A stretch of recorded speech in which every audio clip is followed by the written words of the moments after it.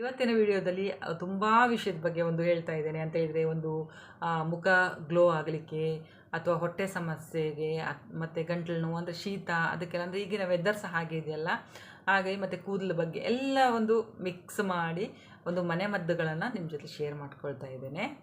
ನಮಸ್ತೆ ಎಲ್ರಿಗೂ. ಇವತ್ತೊಂದು ಪುಟ್ಟ ವಿಡಿಯೋ ನಿಮ್ಮ ಜೊತೆ ಶೇರ್ ಮಾಡ್ಕೊಳ್ಳುವ ಅಂತ.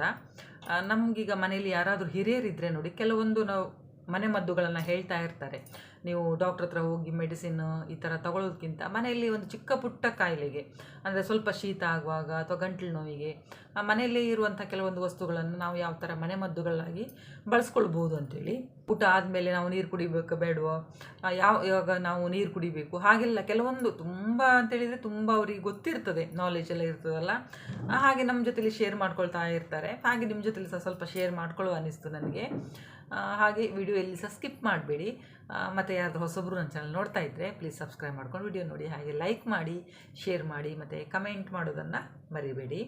ಫಸ್ಟಿಗೆ ಬಂದು, ಈಗ ಕೆಲವೊಬ್ಬರಿಗೆ ಅಭ್ಯಾಸ ಇರ್ತದೆ, ಈಗ ಫುಡ್ಡು ತಿಂದ ತಕ್ಷಣ ನೀರು ಕುಡಿಯೋದು, ಇಲ್ಲ ಫುಡ್ಡು ತಿಂತ ಅಂತೇಳಿದ್ರೆ ಊಟ ಮಾಡ್ತಾ ನೀರು ಕುಡಿಯೋದು, ಹಾಗೆಲ್ಲ ಮಾಡಬಾರ್ದು ಅಂತ ಹೇಳ್ತಾರೆ. ಯಾಕಂತೇಳಿದರೆ ಡೈಜೆಷನ್ ಕರೆಕ್ಟಾಗಿ ಆಗೋದಿಲ್ಲ ಅಂತ ಹೇಳ್ತಾರೆ.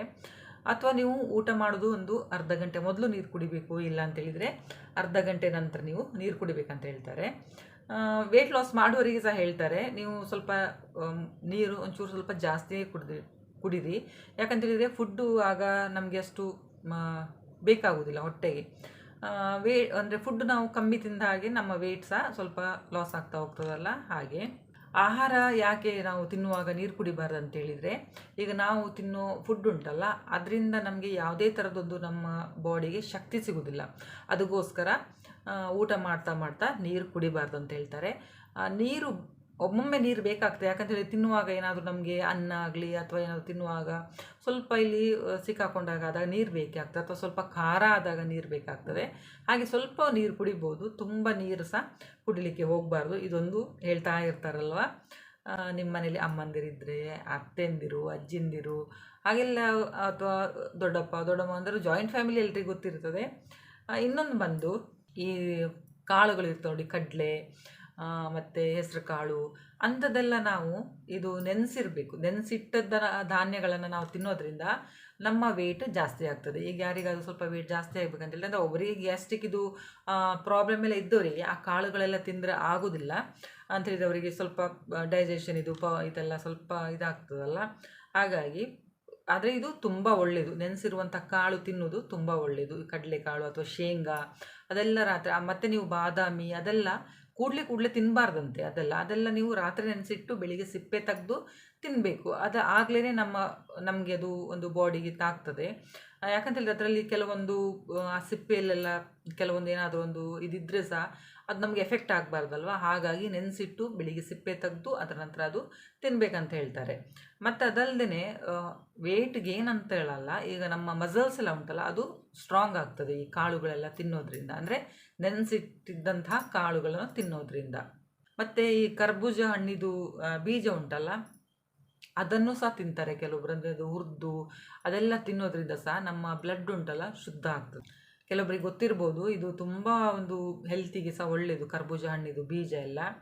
ಇದನ್ನು ನೀವು ಈಗ ಈ ನಾಲಿಗೆಲ್ಲ ಒಡೆದೋಗ್ತದೆ ನೋಡಿ, ಇಲ್ಲೆಲ್ಲ ಒಂದು ಸಲ ತುಂಬ ಹೀಟ್ ಆದಾಗ ಅಥವಾ ಏನಾದರೂ ತಿಂದಾಗ ಎಲ್ಲ ಉರಿ ಬಂದು ಸ್ವಲ್ಪ ಇಲ್ಲಿ ಒಡೆದಾಗೆಲ್ಲ ಆಗ್ತದಲ್ಲ, ಆ ಟೈಮಲ್ಲಿ ಸಹ ಹಾಗೆ ನೀವು ಈ ಜೇನುತುಪ್ಪವನ್ನು ತಿನ್ನೋದ್ರಿಂದ ಸಹ ಆ ಸಮಸ್ಯೆಯನ್ನು ನಾವು ಕಮ್ಮಿ ಮಾಡ್ಕೊಳ್ಬೋದು. ಅಥವಾ ಈ ಬೀಜ ಏನಾದರೂ ನಿಮ್ಮ ಮನೇಲಿ ಇದ್ದರೆ ಅದನ್ನು ಸಹ ನೀವು ತೇಯ್ದು ಅಂತೇಳಿದರೆ ಈ ಜೇನುತುಪ್ಪನ ಸ್ವಲ್ಪ ಹಾಕಿ ತೇಯ್ದು ಅದನ್ನು ಸ್ವಲ್ಪ ನಾಲಿಗೆಗೆಲ್ಲ ಹಚ್ಕೊಳ್ಬೋದು. ಹಾಗೆ ಮಾಡ್ತಾ ಬರೋದ್ರಿಂದ ಸಹ ಈ ನಾಲಿಗೆಯೆಲ್ಲ ಸೀಳು ಬಿದ್ದಿದ್ದರೆ ಅದು ಕಮ್ಮಿ ಆಗ್ತಾ ಹೋಗ್ತದೆ. ಸ್ವಲ್ಪ ಉರಿ ಸಹ ಕಮ್ಮಿ ಆಗ್ತದೆ, ನೋವು ಸಹ ಕಮ್ಮಿ ಆಗ್ತದೆ.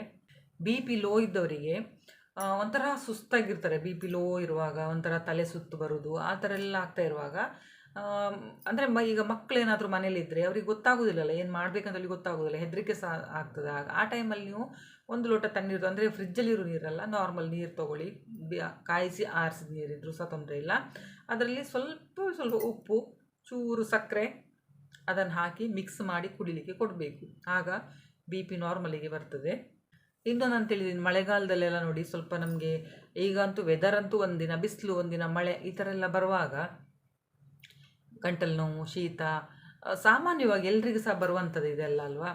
ಆಗ ಅಂದರೆ ಎಲ್ಲರ ಮನೆಯಲ್ಲಿ ಒಂದು ತುಳಸಿ ಅಂತೂ ಇದ್ದೇ ಇರ್ತದೆ. ಅಂದರೆ ಪೂಜೆ ಮಾಡೋ ತುಳಸಿಯನ್ನು ಯಾವತ್ತೂ ಕಿತ್ತು ನೀವು ಇದು ಮಾಡಬೇಡಿ. ಈಗ ಎಕ್ಸ್ಟ್ರಾ ಏನಾದರೂ ಒಂದು ಪಾಟಲ್ಲಿ ತುಳಸಿ ಗಿಡ ಎಲ್ಲ ನೆಟ್ಟಿದ್ದರೆ ಆ ಎಲೆಗಳನ್ನು ಒಂದು ಹಿಡಿಯಷ್ಟು ಎಲೆಗಳನ್ನು ತಗೊಳ್ಳಿ. ಅದರ ನಂತರ ನೀವು ಈ ಕುಡಿಯುವ ನೀರಿಗೆ ಅದನ್ನು ಹಾಕಿಟ್ಟು ನೀವು ಆ ನೀರನ್ನು ಕುಡಿತಾ ಬರೋದರಿಂದ ಏನಾದರೂ ಒಂದು ನಮಗೆ ಈ ಗಂಟಲು ನೋವು ಅಥವಾ ಹೊಟ್ಟೆದು ಏನಾದರೂ ಪ್ರಾಬ್ಲಮ್ ಇದ್ದರೆ, ಅಂದರೆ ಕೆಲವೊಂದು ಇದರಿಂದ ಕ್ರಿಮಿಗಳಿಂದ ಅಂಥದ್ದೆಲ್ಲ ಒಂದು ಬ್ಯಾಕ್ಟೀರಿಯಾಗಳಿಂದ ಎಲ್ಲ ನಮಗೆ ಒಂದು ಸ್ಟಾರ್ಟ್ ಆಗ್ತದಲ್ಲ, ಅದು ಸಹ ಒಂದು ಕಮ್ಮಿ ಆಗ್ತಾ ಹೋಗ್ತದೆ. ಅಂದರೆ ಈ ತುಳಸಿ ಹಾಕಿಟ್ಟಂಥ ನೀರು ಕುಡಿಯೋದ್ರಿಂದ ಅದು ಇದನ್ನೆಲ್ಲ ನಾಶ ಮಾಡುವಂಥ ಒಂದು ಗುಣ ಆ ತುಳಸಿಯಲ್ಲಿದೆ. ಹಾಗಾಗಿ ನೀವು ತುಳಸಿ ಎಲೆ ಮನೆಯಲ್ಲಿದ್ದರೆ ನೀರಿಗೆ ಹಾಕಿ ಅದನ್ನು ಕುಡಿತಾ ಬನ್ನಿ. ಮತ್ತು ಇನ್ನೊಂದಂತೇಳಿದರೆ, ಈ ತೆಂಗಿನಕಾಯಿ ಹಾಲು ನೀವು ಏನಾದರೂ ಒಂದು ಈಗ ಜಾಸ್ತಿ ಬೇಡ, ತೆಂಗಿನಕಾಯಿ ಹೊಡೆದಿರ್ತೀರ, ಫ್ರೆಶ್ ತೆಂಗಿನಕಾಯಿ ತುರಿಯನ್ನು ತಗೊಂಡು ಸ್ವಲ್ಪ ಮಿಕ್ಸಿ ಜಾರಲ್ಲಿ ಹಾಕಿ ಅದನ್ನು ನೀವು ಹಾಲು ತೆಗೀರಿ. ಸ್ವಲ್ಪ ಹಾಲು ತೆಗೆದು ಅದಕ್ಕೆ ಅರಿಶಿಣ ಹಾಕಿ ನೀವು ಮುಖಕ್ಕೆ ಹಚ್ತಾ ಬರೋದರಿಂದ ಸಹ ಮುಖದಲ್ಲಿ ಇರುವಂಥ ಸುಕ್ಕು ಮಾಯ ಆಗ್ತದೆ, ಮತ್ತು ಸುಕ್ಕುಗಳು ಸಹ ಜಾಸ್ತಿ ಬರೋದಿಲ್ಲ, ಮತ್ತು ನಿಮ್ಮ ಮುಖ ಉಂಟಲ್ಲ ತುಂಬ ಗ್ಲೋ ಆಗ್ತಾ ಬರ್ತದೆ ಹೀಗೆ ಮಾಡೋದ್ರಿಂದ. ಅಂತೇಳಿದರೆ ಒಂದು ನೀವೊಂದು ಸ್ವಲ್ಪ ಏಜ್ ಎಲ್ಲ ಚಿಕ್ಕದಿರುವಾಗ, ಅಂದರೆ ಒಂದು 11-12 ಇಯರ್ಸ್ ಎಲ್ಲ ಇರುವಾಗ ಮನೆಯಲ್ಲಿ ಒಂದು ಸಾಟರ್ಡೆ ಸಂಡೇ ಎಲ್ಲ ಹಾಗೆ ಅಮ್ಮಂದಿರಿಗೆ ಹೇಳೋದು, ನೀವು ಮಾಡಿ ಸ್ವಲ್ಪ ಮಕ್ಕಳಿಗೆಲ್ಲ ಅದನ್ನು ಮುಖಕ್ಕೆ ಹಚ್ಚಬಹುದು. ಗೊತ್ತಾಯ್ತಲ್ಲ. ತೆಂಗಿನ ಹಾಲು ತೊಗೊಳ್ಳಿ, ಸ್ವಲ್ಪ ಅದಕ್ಕೆ ಸ್ವಲ್ಪ ಅರಿಶಿಣ, ಒಂದು ಒಳ್ಳೆಯ ಅರಿಶಿಣ ತೊಗೊಳ್ಳಿ, ಕಸ್ತೂರಿ ಅರಿಶಿಣ ಇದ್ದರೆ ಇನ್ನೂ ಸಹ ಒಳ್ಳೆಯದು. ಅದನ್ನು ಪೇಸ್ಟ್ ಮಾಡಿ ದೊಡ್ಡವ್ರು ಸಹ ಹಚ್ಕೊಳ್ಬೋದು, ಅಂದರೆ ಸುಕ್ಕು ಬರ್ದಿದ್ದ ಹಾಗೆ ಒಂದು ಕಾಪಾಡ್ತದೆ ಇದು ಹಚ್ಕೊಳ್ಳೋದ್ರಿಂದ. ಇನ್ನೊಂದಂತೇಳಿದರೆ ಮುಖ ಗ್ಲೋ ಆಗಬೇಕಂತೇಳಿ ನಿಮಗೆ ಇದ್ದರೆ ಅದನ್ನು ಸಹ ಹಚ್ತಾ ಬರ್ಬೋದು, ಆಗ ಮುಖ ಸಹ ಗ್ಲೋ ಆಗ್ತಾ ಹೋಗ್ತದೆ. ಇದೆಲ್ಲ ನೋಡಿ ಮನೇಲಿರುವಂಥದ್ದು ಅಲ್ವಾ, ಇಂಥದ್ದೆಲ್ಲ ಒಂದು ಮನೆ ಮದ್ದು, ಸೈಡ್ ಎಫೆಕ್ಟ್ ಇಲ್ಲ. ಆದರೂ ಸಹ ನಾನು ಹೇಳೋದು ಒಮ್ಮೊಮ್ಮೆ ಅಂತೇಳಿದರೆ, ಈಗ ಮುಖಕ್ಕೆಲ್ಲ ನೀವು ಹಚ್ಕೊಳ್ಳುವಾಗ ಪ್ಯಾಚ್ ಟೆಸ್ಟ್ ಮಾಡ್ಕೊಳ್ಳಿ ಅಂತ ಹೇಳ್ತೇನೆ. ಅಂತೇಳಿದರೆ ಒಬ್ಬರಿಗೆ ತುಂಬ ಒಂದು ಸೆನ್ಸಿಟಿವ್ ಸ್ಕಿನ್ ಇರ್ತದೆ ನೋಡಿ, ಅವರಿಗೆ ಸ್ವಲ್ಪ ತುರ್ಕೆ ಅಂಥದ್ದೆಲ್ಲ ಸ್ಟಾರ್ಟ್ ಆಗ್ತದೆ. ಹಾಗಾಗಿ ನೀವು ಪ್ಯಾಚ್ ಟೆಸ್ಟ್ ಮಾಡಿಯೇ ನೀವು ಅದನ್ನು ಉಪಯೋಗಿಸ್ಕೊಳ್ಳಿ. ಆದರೂ ತೆಂಗಿನ ಹಾಲಲ್ಲಿ ಏನು ಸಹ ಪ್ರಾಬ್ಲಮ್ ಇಲ್ಲ. ಇನ್ನೊಂದು, ತೆಂಗಿನ ಹಾಲು ನೀವು ತಲೆಗೆ ಸಹ ಹಚ್ಕೊಳ್ಬೋದು, ತಲೆ ಕೂದಲಿಗೆ ತುಂಬ ಒಳ್ಳೆಯದು, ಡ್ಯಾಂಡ್ರಫ್ ಆಗಲಿ ಅಥವಾ ಹೇರ್ ಗ್ರೋತಿಗೆ ಸಹ ತುಂಬ ಒಳ್ಳೆಯದು ತೆಂಗಿನ ಹಾಲು. ಈ ತೆಂಗಿನ ಹಾಲನ್ನು ತೆಗೆದು ನೀವು ಸ್ವಲ್ಪ ಜಾಸ್ತಿ ಇದ್ದರೆ ತಲೆಗೆ ಸಹ ಹಚ್ಕೊಂಡು ನೀವು ತಲೆ ಸ್ನಾನ ಮಾಡ್ಕೊಳ್ಬೋದು. ಧಾನ್ಯಗಳು ಮತ್ತು ಜೋಳ, ಆಮೇಲೆ ರಾಗಿ ಅಂಥದ್ದೆಲ್ಲ ಒಂದು ಒಬ್ಬ ಮನುಷ್ಯ ತಿನ್ನುವಾಗ ಅವರಿಗೆ ಅನಾರೋಗ್ಯ ಕಾಡೋದು ತುಂಬ ಕಮ್ಮಿ ಅಂತ ಹೇಳ್ತಾರೆ. ನಮಗೆ ಈ ಕಡೆ ಅಂದರೆ ಇದು ಕುಚ್ಚಲಕ್ಕಿದು ಗಂಜಿ ಜಾಸ್ತಿ ನಾವು ಈ ಕಡೆ ಎಲ್ಲ ಯೂಸ್ ಮಾಡ್ತೇವೆ. ಅಂದರೆ ಒಂದೊಂದು ಪ್ರದೇಶದಲ್ಲಿ ಒಬ್ಬರು ಒಂದೊಂದು ಥರ ಫುಡ್ ತಿಂತಾರೆ. ಉತ್ತರ ಕರ್ನಾಟಕ ಸೈಡಲ್ಲೆಲ್ಲ ಜೋಳ, ಆಮೇಲೆ ನಮ್ಮ ಈಚೆ ಎಲ್ಲ ಬೆಂಗಳೂರು ಮಂಡ್ಯ ಆ ಕಡೆ ಎಲ್ಲ ನೋಡಿ ರಾಗಿ ಮುದ್ದೆ ಜಾಸ್ತಿ ಯೂಸ್ ಮಾಡ್ತಾರೆ, ಅಕ್ಕಿ ರೊಟ್ಟಿ ಅಂಥದ್ದೆಲ್ಲ ಯೂಸ್ ಮಾಡ್ತಾರೆ. ಆದರೂ ಸಹ ಧಾನ್ಯ, ಈ ಜೋಳದ ರೊಟ್ಟಿ, ರಾಗಿ ಅಂಥದ್ದೆಲ್ಲ ಯೂಸ್ ಮಾಡ್ತಾಯಿದ್ರೆ ಒಬ್ಬ ಮನುಷ್ಯ ಅನಾರೋಗ್ಯಕ್ಕೆ ಒಳಗಾಗುವ ಸಾಧ್ಯತೆ ತುಂಬ ಕಮ್ಮಿ ಇರ್ತದೆ. ಹಾಗಾಗಿ ಆದಷ್ಟು ನೀವು ಈ ರಾಗಿ, ಜೋಳ, ಧಾನ್ಯ ಅಂಥದ್ದೆಲ್ಲ, ಸೊಪ್ಪು ಅಂಥದ್ದೆಲ್ಲ ಸ್ವಲ್ಪ ಜಾಸ್ತಿ ಯೂಸ್ ಮಾಡಿ ಅಂತ ಹೇಳ್ತಾರೆ ಮನೆಯಲ್ಲಿ. ನೋಡಿ, ನೀವು ಖಾರ ಎಲ್ಲ ತಿನ್ನುವಾಗ ಯಾವಾಗಲೂ ಬೈತಾರೆ, ತುಂಬ ಖಾರ ತಿನ್ನಬೇಡ, ನೀವು ಸ್ವಲ್ಪ ತರಕಾರಿ ಜಾಸ್ತಿ ತಿನ್ನು ಅಂತ ಹೇಳ್ತಾರಲ್ವ. ಮಕ್ಕಳಿಗೆ ಸ್ವಲ್ಪ ತರಕಾರಿ ಅಂತೇಳಿ ಸ್ವಲ್ಪ ದೂರನೇ. ಹಾಗಾಗಿ ನಾವು ನೋಡಿ, ಈಗ ಪಲಾವ್ ಮಾಡುವಾಗ ತರಕಾರಿ ಯೂಸ್ ಮಾಡ್ತೀವಿ, ಅಥವಾ ಚಪಾತಿ ಮಾಡುವಾಗ ಅದಕ್ಕೆ ಸ್ವಲ್ಪ ಮೆಂತ್ಯ ಸೊಪ್ಪು ಅಂಥದ್ದೆಲ್ಲ ಹಾಕಿ ನಾವು ಒಂದು ಪರಾಟ ಥರ ಮಾಡಿ ಕೊಟ್ಟರೆ ಸಹ ತುಂಬ ಇಷ್ಟಪಟ್ಟು ತಿಂತಾರೆ. ಅಂದರೆ ಅದ್ರ ಜೊತೆಲಿ ಸ್ವಲ್ಪ ತರಕಾರಿ ಸಹ ಹೊಟ್ಟೆಗೆ ಹೋದಾಗೆ ಆಗ್ತದಲ್ಲ ಹಾಗೆ.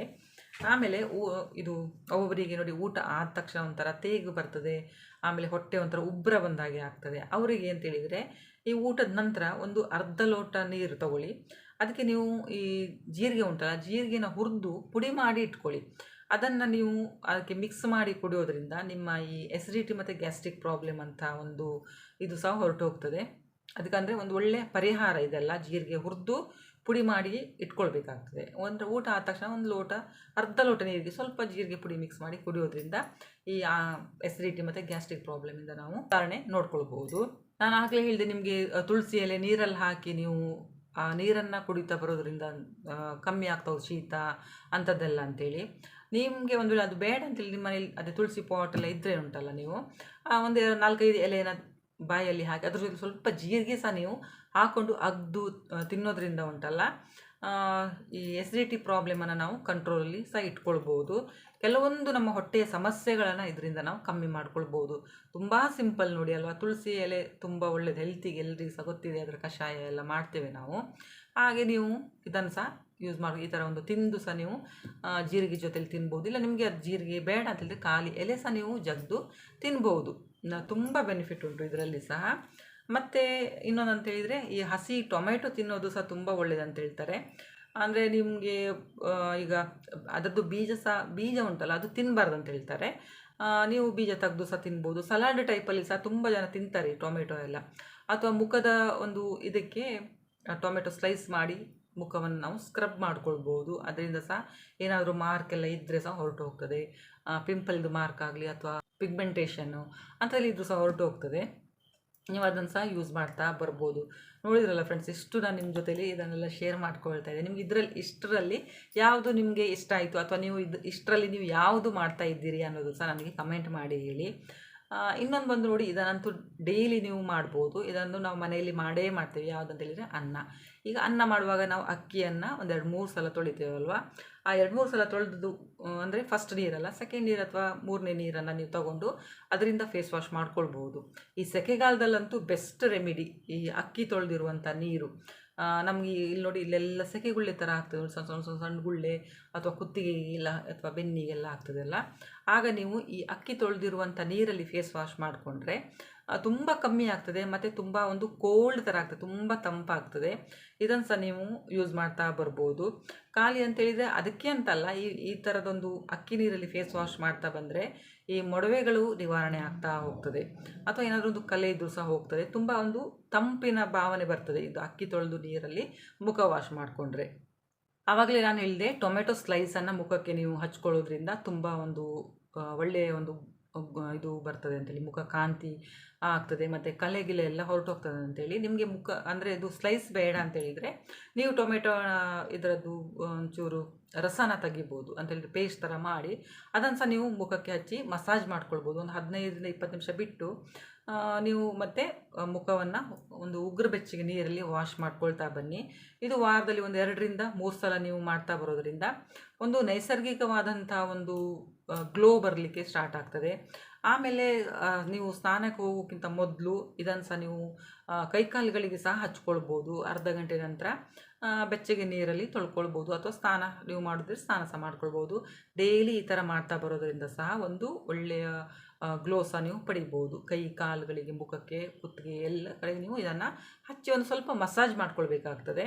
ಖಾಲಿ ಹಚ್ಚಿ ಅದಲ್ಲ, ಸ್ವಲ್ಪ ಹೊತ್ತು ಮಸಾಜ್ ಅಂದರೆ ಜೋರಾಗಿ ಎಲ್ಲ ಸ್ವಲ್ಪ ಮಸಾಜ್ ಮಾಡ್ಕೊಳ್ತಾ ಬನ್ನಿ. ಅದರ ನಂತರ ನೀವು ಒಂದು ಅರ್ಧ ಗಂಟೆ ಬಿಟ್ಟು ವಾಶ್ ಮಾಡ್ಕೊಳ್ಳಿ. ನೋಡಿದ್ರಲ್ಲ ಫ್ರೆಂಡ್ಸ್, ಒಂದೇ ವಿಡಿಯೋದಲ್ಲಿ ನಿಮಗೆ ಮುಖದ ಬಗ್ಗೆ, ಕೂದಲ ಬಗ್ಗೆ ಮತ್ತು ಮನೆ ಮದ್ದುಗಳ ಬಗ್ಗೆ ಸಹ ನಿಮ್ಮ ಜೊತೆಲಿ ಶೇರ್ ಮಾಡಿಕೊಂಡೆ. ವಿಡಿಯೋ ಹೇಗೆ ಅನ್ನಿಸ್ತಂತೇಳಿ ಕಮೆಂಟ್ ಮಾಡಿ ಹೇಳಿ. ವಿಡಿಯೋ ನೋಡಿದ್ದಕ್ಕೆ ಥ್ಯಾಂಕ್ ಯು.